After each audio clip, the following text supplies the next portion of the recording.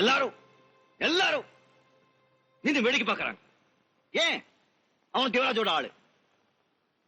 தேவராஜனா எல்லாருக்கும் அவ்வளவு தைரியம். என்னடா பண்ணுவான் அந்த தேவராஜ்?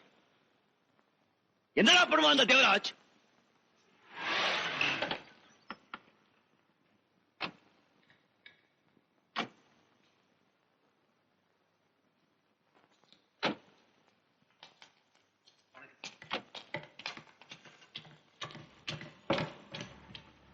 இது விசிட்டிங் டைம் போகக்கூடாது.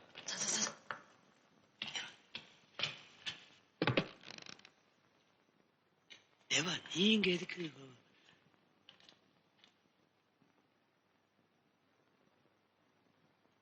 ரமணா, ரமணா, டாக்டர் சார், ரமணா ஒரு பொழப்பானா?